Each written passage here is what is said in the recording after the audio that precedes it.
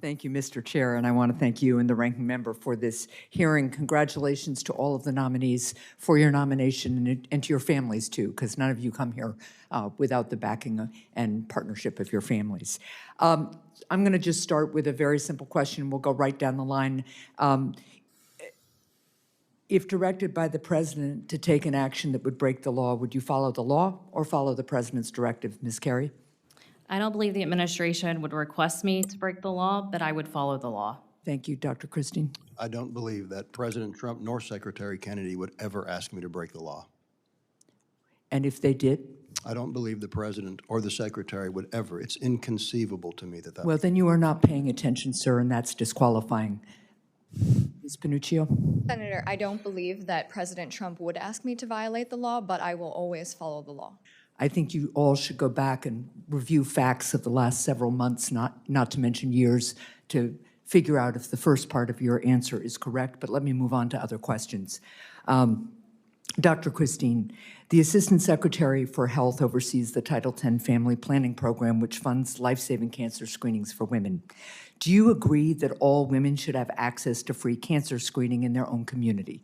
So, Senator Hassan, number one, thank you for your time today. I wish that we would have had the opportunity to meet. Sir, just yes or no, because my time is limited here.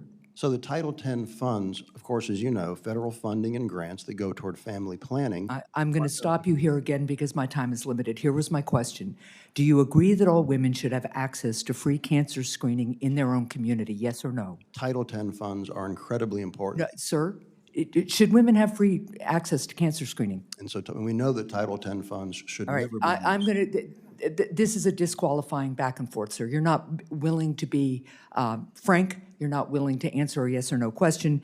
President Trump is currently withholding funding from New Hampshire family planning clinics that serve thousands of granite staters. We've heard from clinics in New Hampshire that are now considering plans to close their doors due to President Trump's actions.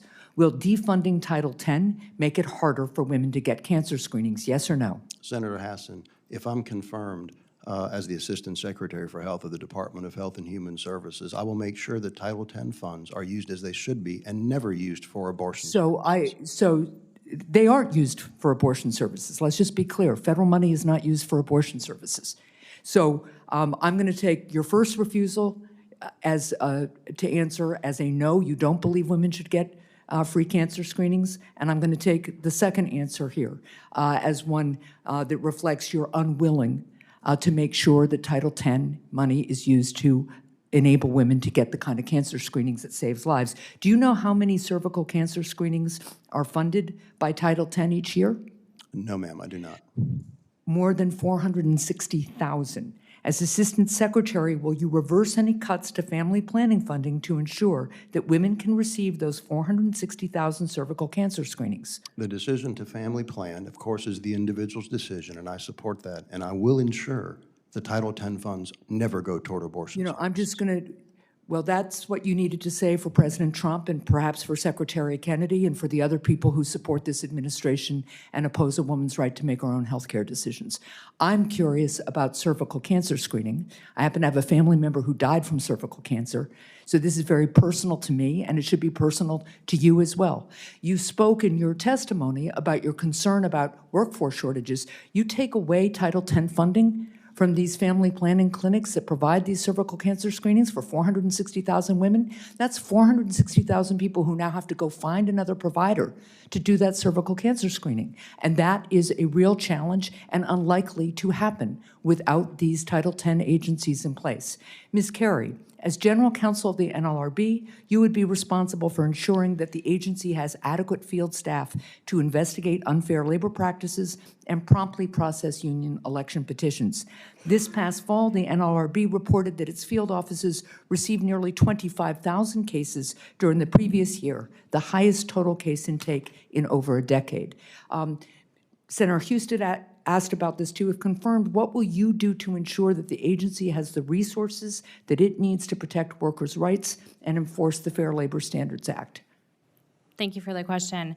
My goal is to effectuate the mission of the Act and to ensure that the hardworking employees have all of the resources that they need, which includes access to training and all of the support that they need. One of the biggest things and one of the conversations that I've been having with those that I've had the ability to have conversations with, given my role right now, is that, you know, they need support, and I think there are resources available throughout the agency that can help them with that backlog and provide some backup to them and some Well, relief. you know, what doesn't help is when an administration lays off people willy-nilly without measuring or doing analysis first. So I hope you will stand up for the work that needs to get done and make sure that you have adequate staffing who also are supported as you're describing. Mr. Chair, I don't have time to ask my last question, which I will submit for the record, because I do have real concerns about Ms. Carey's capacity to be an independent leader of the NLRB, particularly because of the circumstances of the firing of Ms. Wilcox. Last thing I will just note is that Ms. Carey's response on the issue of the constitutionality of the NLRB is very disappointing, since in 1937 it was deemed to be constitutional. Thank you.